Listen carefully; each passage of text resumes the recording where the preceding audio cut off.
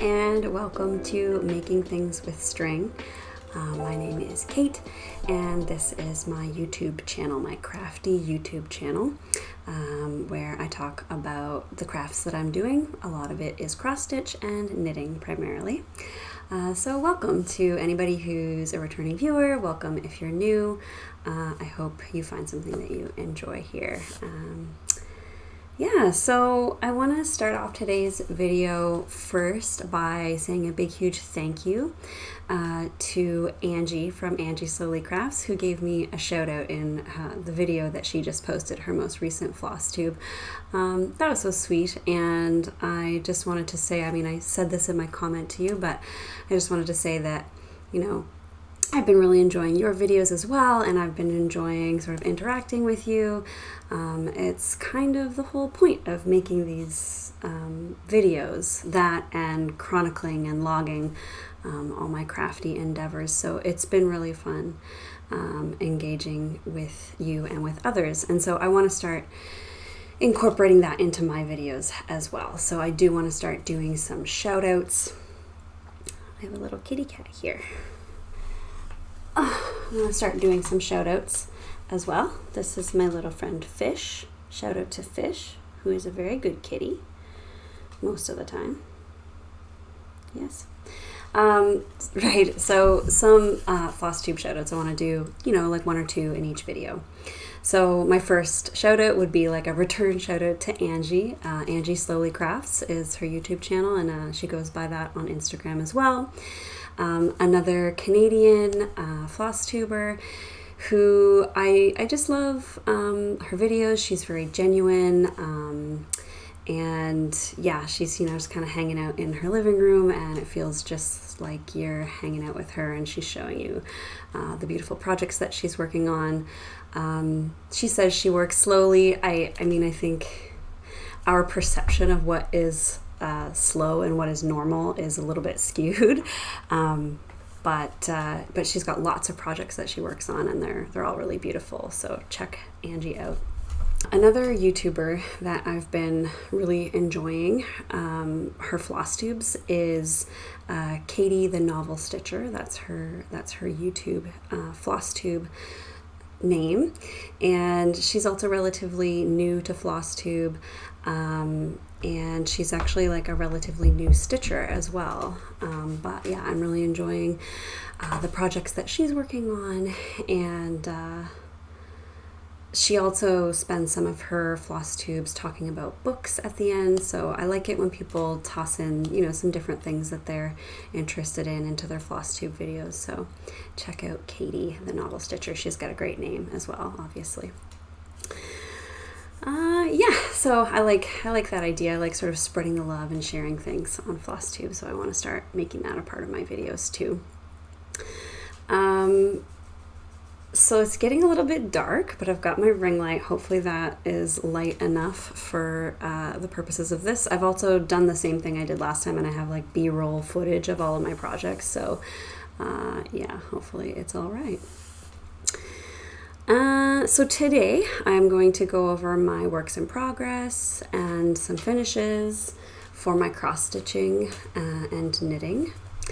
And then I'm going to do something called the Stitcher's Tag, which was inspired by a video by Little Miss Crafts a lot. So I'll link everybody that I mentioned in this video, I'll link down below, but in particular I'll link this video from Little Miss Crafts a lot, which is sort of the Stitcher's Tag. I think it's 10 questions about your stitching life, and so I thought that would be fun to answer. So I'll do that, and I'm also going to talk a little bit about the Jingle Ball, which is something that I just signed up for. So if you're interested in hearing about the Jingle Ball, then you'll want to stick around to the end of the video. Oh, another thing, I decided to go no glasses today to avoid all the glare that happens. I don't know if that's annoying to people or not, but I'm no glasses today. All right, so let's get started. So I'm going to start off with my cross stitch work since my last video. The first project that I'll talk about is Needs No Paint, which is a chart by Heaven and Earth Designs. The artist is Jill Clare. I've hopefully got a photo of that up on the screen right now. And yeah, this is something that I've been working on since I started these videos and for a while before that. It's a beautiful full coverage art piece. I'm going to show you a photo or video clip of where I was at my last video with this piece, and I'll show you a video clip now of where I currently am. So in my last video, I was at 16.59% on this piece. I'm now at 18.77%. But something that's exciting about this project is that I finished a page and moved my Q-snap, which I don't do on a regular basis. I just sort of loosen it a little bit when I'm not working on it, but otherwise I leave the Q-snap on. And I took this opportunity to give Needs No Paint a little bath. So I've taken some video footage of that process.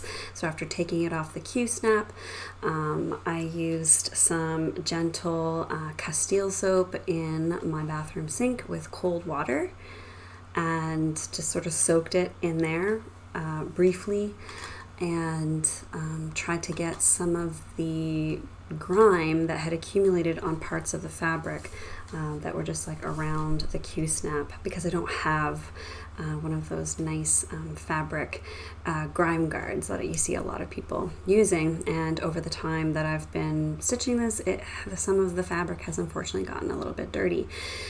So yeah, I decided to wash it and see if I could get some of that off. I think it does look a little bit better than it did, but it is still a little bit dirty in places. So I'm gonna have to see how it looks when it's done, and see if I might need to do like some spot treatments or whatever. We'll see how I deal with that. Because this piece, I'll show you a little view of this in person. This piece isn't full coverage in the way most Heaven and Earth design pieces are. So, you know, most Heaven and Earth designs, the whole background would be stitched as well, but in this piece, that's not the case. So here, this is all full coverage, but out around the periphery and in between the hair of the horse, the mane, that is not stitched, and so the fabric is bare. So it's possible that some of the grimy parts of the fabric will show. But I'm just trying to be more careful now about keeping it clean, you know, washing my hands every time before I stitch and that kind of stuff, putting it away between stitching sessions so that it doesn't get dirty. Yeah, and we'll see how it goes. But still really loving this piece, and really excited to be starting a new page over here. So yeah, this is sort of how far I've gotten with Needs No Paint and my little journey washing it and finishing a page. And still really enjoying this. Looking forward to getting over here and seeing the detail of the horse's head start to come out a little bit. Right, so that was Needs No Paint. The next piece that I have been working on is my geometric turtle. This is a pattern by Ritakuna, and it's a beautiful little turtle pattern that I started last. Did I start it? Yeah, I started out on the last, at the end of September, on the National Day for Truth and Reconciliation to represent Turtle Island. And I've been plugging along at this. This pattern is, so first of all, I'll show you kind of a little picture of where I was with this. On my last video, I just had a little like slice of turtle, as I called it in my last video. I've been working on this a lot. It's a 4-page pattern, so I'm just doing it 1 page at a time, and right now I'm like almost done the first page, so I'm almost a quarter of the way done my geometric turtle. And this is a really fun pattern to stitch because it's nice big blocks of color. So what I do is I spend some time stitching the lightest sort of color that outlines all of the different sections, and then it's very easy to just fill in blocks of color after that. So yeah, that's what I've been doing. I'll show you IRL what it looks like. Here's a little picture.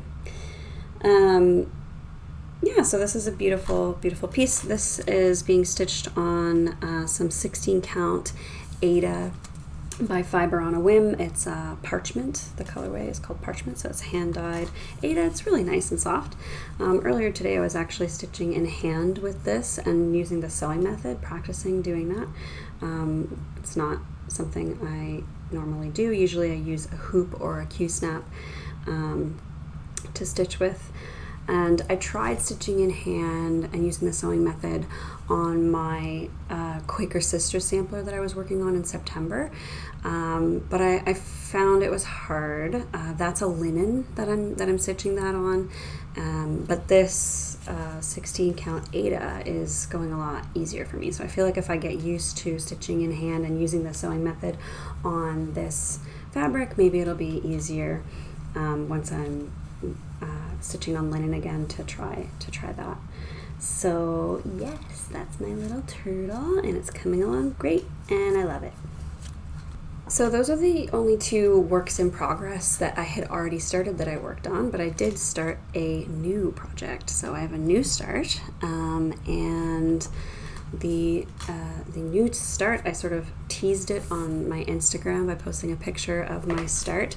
And this is a parody Stranger Things chart by Backstitch Optional on Etsy. So I'll show a photo of the chart from the Etsy page, but I will say, and this is the case on the Etsy page as well, there are some spoilers for season 4 of Stranger Things entailed in this design. So if you haven't watched Stranger Things season 4 and you're worried about spoilers for it, you want to skip ahead to this time in the video when I'm no longer showing or talking about this Stranger Things piece. So yes, I'm stitching this, and this is actually Backstitch Optional is somebody who I know IRL. This is my friend Lisa, who has so many really cute pop culture themed charts on her little Etsy site. So I definitely recommend checking it out. There's probably something on there that you'll like if you're not into Stranger Things. She does all kinds of stuff. She was working on an Office parody piece that is very similar to this. So yeah, check it out if you're interested. But I will show now a little video clip of the current progress that I've made on the Stranger Things parody piece. I'm stitching this on 18 count white Aida, pretty basic. I thought about trying to find a cool piece of fabric for this, because if I've shown you the image of the chart at this point, so you know that there's a line of the characters with some characters upside down, and those represent characters who reside in the upside down or died down there or whatever. And I thought it would be cool to try and find a piece of fabric that had like 2 different colors on the top and the bottom, one being like dark and upside down y and the other being light, but I couldn't find that, first of all, and also I just like have to stop spending money on really expensive fabrics and stuff, because it's really easy for that to get out of control, and what's wrong with good old white Aida? So show you a little in-person shot of this one little character that I've got, and of course this is Hopper dressed up in his prison uniform. So I've just got one so far. I think what I'll try and do is try and get like a character a week or something done on this, and yeah, it's really fun. I think it's so cute, and glad to be supporting a friend of mine with this project. So yeah, and Lisa actually gave me this chart for free, by the way. So thank you so much for that, Lisa. I really appreciate it. It's very kind of you. And yeah, highly recommend checking out her Etsy shop. She's got a lot of cute patterns there, and some of them I think I will purchase as well once I'm done with my little Stranger Things chart. So very cool. So that is all that I have worked on for cross stitch at this point. I did a lot of work on the turtle, and yeah, that's just all the progress that I've made so far. I am thinking about starting something new. I have these two little Country Cottage Needleworks gingerbread houses, and I'm going to start one of them. See if I can get it so that you can see them. So yeah, we've got gingerbread house 1. Maybe I'll put some pictures up if I can find them. I've got gingerbread house 1 and gingerbread house 2. Which one do you think I should stitch first? I'm going to stitch them both eventually, probably. I mean, definitely. I bought them both. But I'm going to stitch one this Christmas and one next Christmas. So let me know which of these two I should do first. I like them both. I don't necessarily need to do number 1 first just because it's number 1. But I've got the thread for this as well. And I've got a piece of fabric. This is also Fiber on a Whim, but this is a 32 count Belfast linen. Affogato is the color. Did not take footage of this, but let's see how it looks on camera in my dark living room. Yeah, it's pretty neutral. But yeah, that's what I'm going to be stitching these on. So looking forward to starting that. It's either going to be on November 1st, I'll start that because I want it to be done by Christmas, so I want to get a good start on it. Or it will be done, something that I start after my geometric turtle is finished. To be determined. So now I'm going to move on to talk about my knitting projects since my last video. I started and completed for Socktober a pair of dorsal socks. So this is a pattern by Helen Stewart of Curious Handmade, and I actually recorded a video of myself casting on these socks, which I haven't posted yet, but it's all edited and ready to be put up. I waited until I had finished the socks so that I could insert some clips of the finished pieces and some photos of the finished pieces. So I'll be uploading that shortly as well. But yeah, here's some video footage of the dorsal socks that I knit this month. They are knit out of a skein of Ancient Arts yarn, which I purchased on a trip to British Columbia this summer. And yeah, so I've shown some pictures. I've got them here. I'm actually wearing them right now. So this sock I just took off my foot. Ooh, there's some, hairs on it as you get when you wear it around. But yeah, really love these socks. They're beautiful. So they're kind of just plain knit, except for this beautiful lace detail up the back of the sock, which is probably much easier to see in the footage that I've shown. And yeah, those are my Socktober socks. Related to Socktober socks, I started a second little pair of socks from that same skein of yarn, and they are cute little tiny baby socks. So here's a little video clip of one of the two socks. I'm still knitting the second one, and here it is in person, little tiny baby sock. And this one I actually did a contrasting toe and heel. I intended to use this little mini skein as a contrast on the main socks as well. But once I got to the heel, I wasn't near my mini skein, so I just kept knitting and decided I wouldn't. I don't know, I just wanted to keep knitting, so I did. But yes, this little contrast blue is a mini skein by Leo and Roxy Fiber Co. And I can't remember the colorway, but if I can find it, I'll put that on the screen as well. So yeah, these little baby socks are going to be gifted pretty soon to a colleague of mine who is having a baby. So yeah, these dorsal socks are really great. I love the pattern. I love that it has this beautiful detail, but it's fairly easy still and mindless to knit most of the sock because the rest of it is all stockinette stitch. And once you get past this repeat, you can just knit the sock basically without a pattern or without constantly looking at the pattern.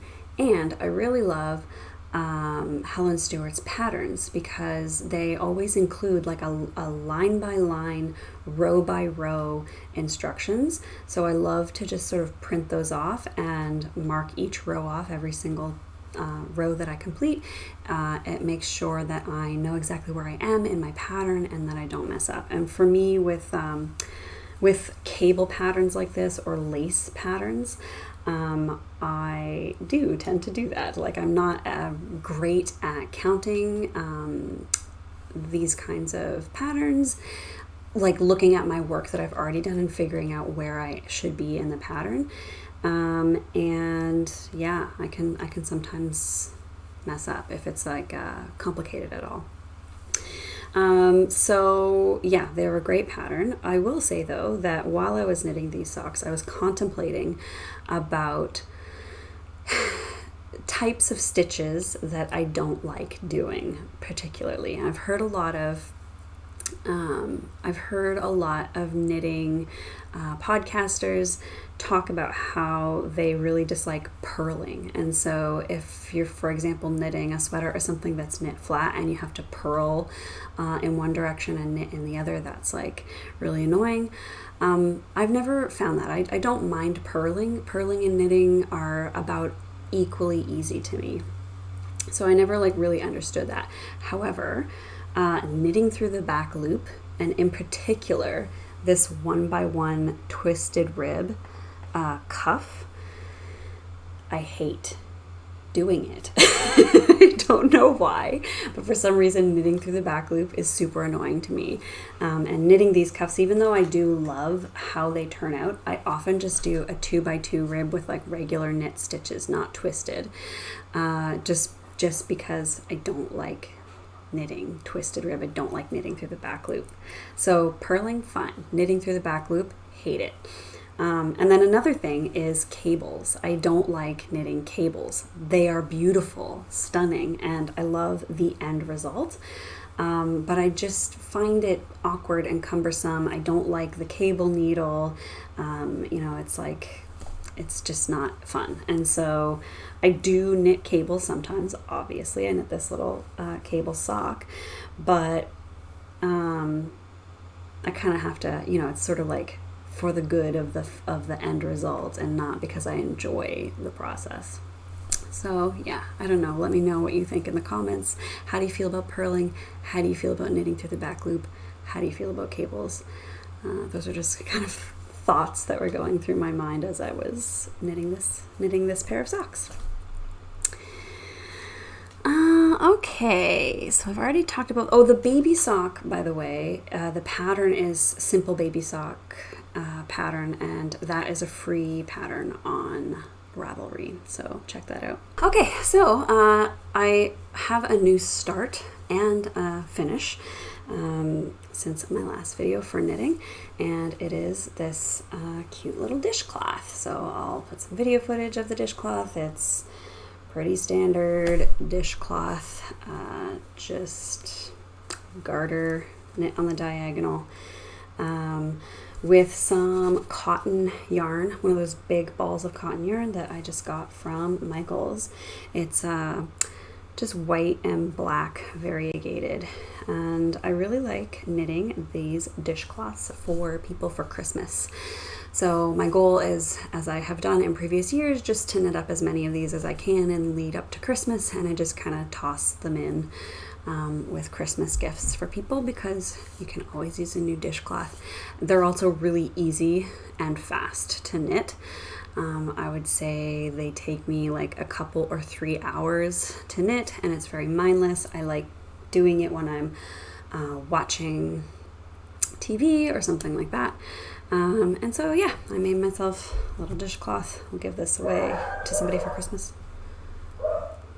Sorry about the dog. So I'll include dishcloths whenever I finish them. Hopefully I'll have 1 or 2 for each video that I make. All right, so that is all of my crafty progress. That's all that I've done cross-stitching wise and knitting wise since my last video. So now I'm going to move on to the stitching tag and answer a bunch of questions about my cross stitching. Like I said, this is inspired by Little Miss Crafts a Lot, who has a Flosstube channel here on YouTube, which I love, so you should check that channel out. But she did the stitcher tag recently and put it out there for other people to do it as well, and to let her know when they've done it. So I'm doing it. You should feel free to do it as well if you're a cross stitcher, and we can all learn a little bit more about each other and our stitchiness. So yeah, thank you for the cool idea, and here we go. So the first question is, how did you get into stitching? And I may have talked about this a tiny bit in my first Flosstube video. I learned how to cross stitch, I believe, from my mother when I was really young. So my mom is a big crafter as well. She knits, crochets, cross stitches. She's an artist as well. She does encaustic art and toll painting, and so she's like me, or I'm like her, I guess. And does all kinds of different crafts and always has. And so as I was growing up, I learned initially how to do a lot of these things from her. She taught me. But with cross stitch as well as with knitting and crochet, after she taught me, I just sort of dropped it and didn't continue with it. So there's like this big gap between when I learned cross stitch and when I picked it up again. So, and my memory is a little fuzzy about when I picked it back up again, but I do know for sure that about 9 or 10 years ago, I picked up a cross stitch again pretty heavily, and that was because I discovered the Frosted Pumpkin Stitchery. So a friend of mine, Jane, was visiting, and she was cross-stitching this cute little piece from Frosted Pumpkin, and you know, I hadn't seen or thought about cross-stitch in years, and you know, inquired about what she was working on, and it was a stitch along, I believe. I can't remember which one she was working on, but that got me to their website, and then I purchased this little like monthly dessert sampler. If I can find a picture of it, I'll put it up.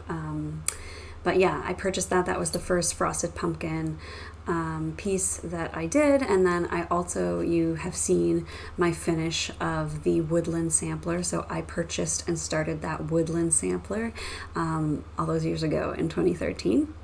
And so that is sort of the thing that got me back into cross stitching, and I've had since then some ebb and flow to my cross stitching as well. But yeah, right now it's going pretty strong, so I'll see how long that lasts for. Yeah, and that is essentially the story of how I got into stitching. So there were some starts and stops. I think that's common. A lot of people have that same kind of trajectory. The second question is, how long have you been stitching? I feel like I kind of answered that. Again, I feel like I learned when I was quite young. I don't know if you want to count that or not, but really I've been stitching, I would say, pretty consistently since about 2013, 2012, somewhere around there. And so like 9 or 10 years. So the third question is, what is your favorite fabric? Count, kind, color. So this is an interesting question. I feel like I don't have a lot of experience with different fabrics at this point. Now, I have stitched on different kinds of Aida, different counts of Aida for sure. So 14, 16, and 18 count Aida. I've stitched on white Aida, black Aida, oatmeal Aida. And my geometric turtle is on a beautiful piece of hand-dyed Aida. So that hand-dyed Aida that I'm stitching my geometric turtle on by Fiber on a Whim parchment. It's a 16 count Aida. That's my favorite Aida that I've stitched on.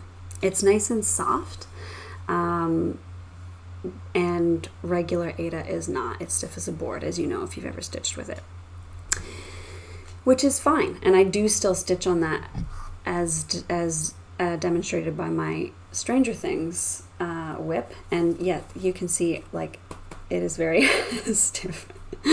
So that is kind of an answer to the question. I have a piece of linen that I am stitching on. I'm stitching on from Leo and Roxy Floss Co. It's a 32 count linen. I love it. It's beautiful. The shade or the colorway is Under the Shade, and so that is my favorite colorway that I've stitched on so far. But again, my experience with different colorways is limited. And my Needs No Paint is on a type of even weave, but it's just one that I got from Michaels, so I don't know a whole lot about it. I like the even weave because of the even spacing, and you can kind of get lower counts, which allows you to do patterns that have fractional stitches, which is a little bit harder on Aida, although you can do it on Aida, and I am doing it with my Stranger Things piece. There's fractional stitches, like half stitches and stuff in this piece, and it's an 18 count Aida, and I'm making do.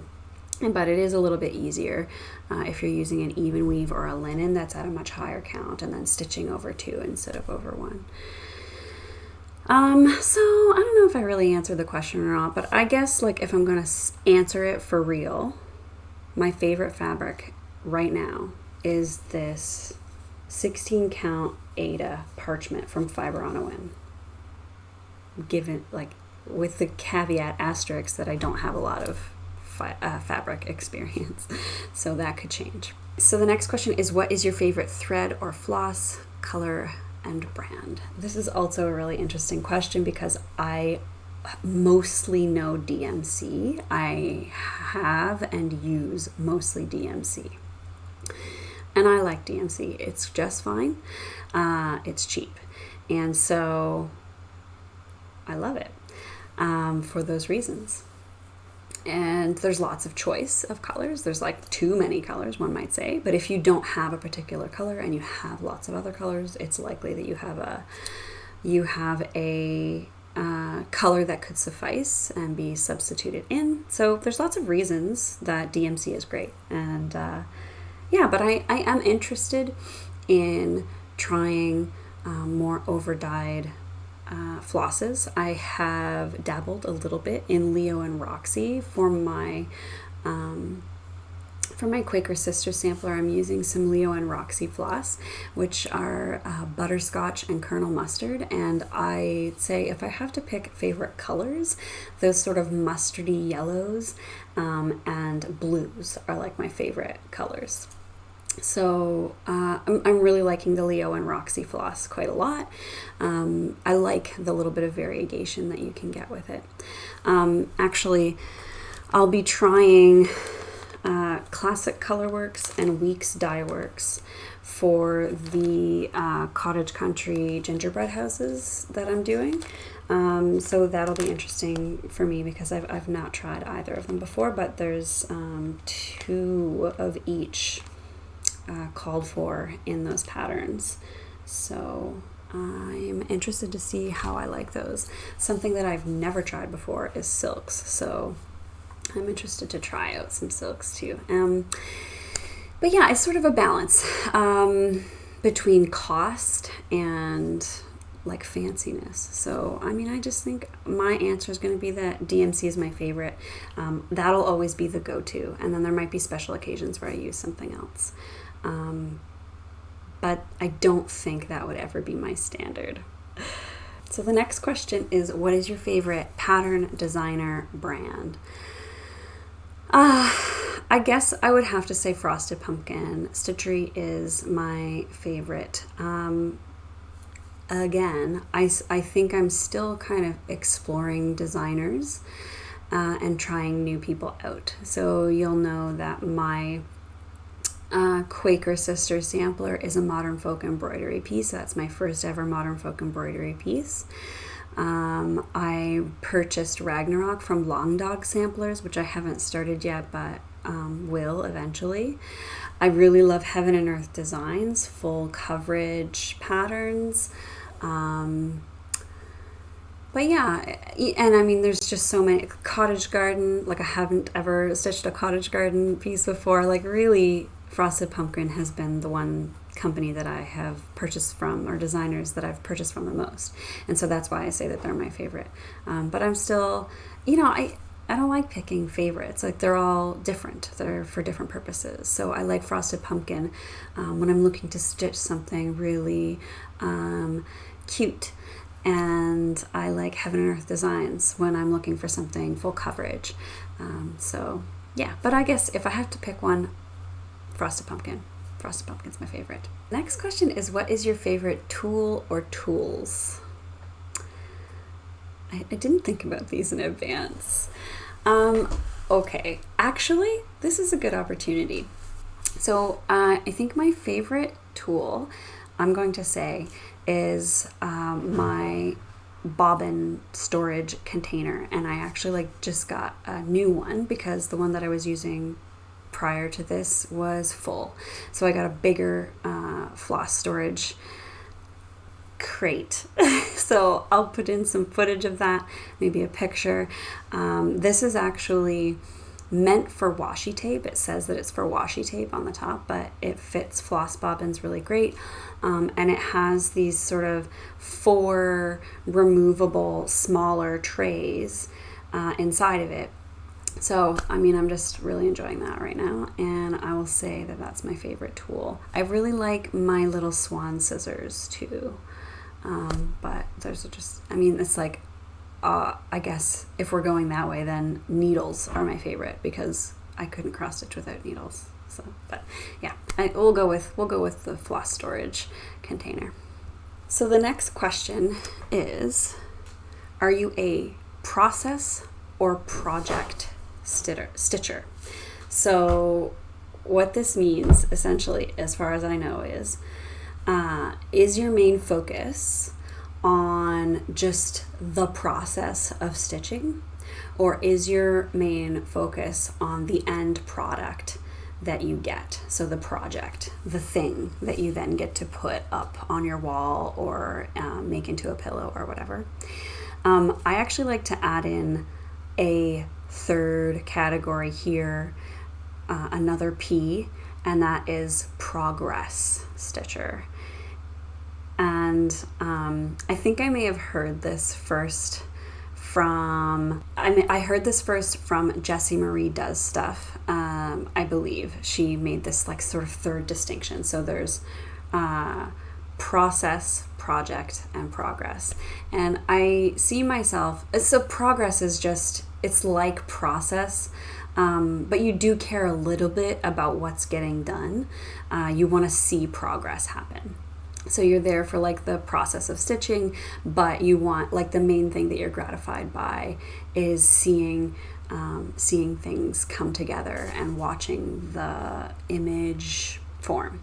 So I think I am what I would call a progress stitcher primarily, if I had to pick one of the 3 that I am the most. And so I don't care too much if a piece is really big and is going to take a long time, and I like stitching small pieces and getting them finished as well, but I do get frustrated and sort of bored if not enough progress is being made, and I can't really like see much of a difference. So for that reason, I don't think I would ever do like a supersize heaven and earth design piece or something like that, because I feel like it would take too long for me to feel like I can see the progress that I'm making. So yeah, that's my cop out, adding a third option and choosing that instead of picking one of the two that was in the question. So the next question is, are you a monogamous stitcher, or do you have all the whips or somewhere in between? I think I'm somewhere in between, and you may have already noticed this from my channel, but I don't have a lot of works in progress. So I showed you 3 cross-stitched whips today. I have 3 others, and that's it. So that's a total of 6 works in progress. And that feels like a lot to me, like that's more than I normally have. I do think part of the reason I have that many is because I'm making these videos and feeling like I want to start more things so that I can show stuff. But yeah, it's still only 6. Like I've seen Flosstube videos where people do whip parades where they show all of their works in progress, and there's literally hundreds of them, or like 50 or even 25. Like that's way more than what I have. So yeah, I think that's great, and it's awesome to watch videos like that, but it's not my way of stitching. And so I like about this number of whips, and at this point I'm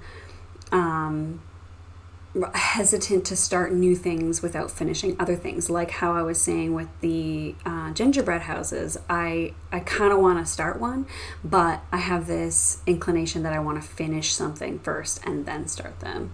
I think I'm closer to monogamous stitcher than all the whips, but I am definitely somewhere in between, because I do have like 6 projects, and I also have knitting projects that I work on as well. So if you count that, it's like 7 or 8 whips. The next question is, do you prefer paper patterns or PDF patterns?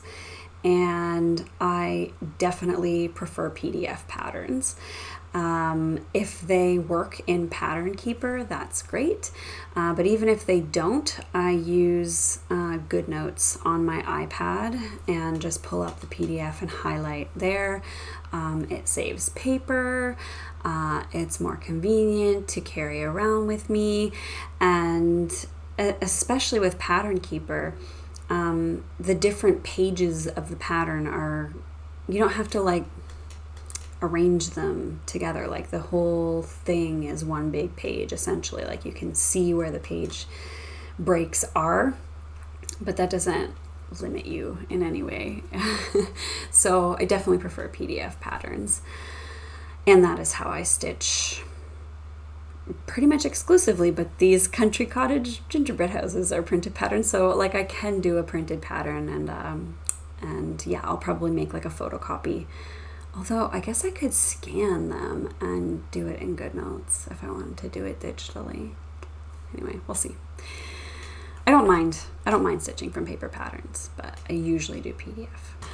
And the next question is, what is your favorite finished project? And it doesn't say fully finished, so I can say that my favorite finish is probably my woodland sampler, which I showed in my first Flosstube video. If I can find a picture, I'll put that in. It's not fully finished yet. It's something I still have on my list to do.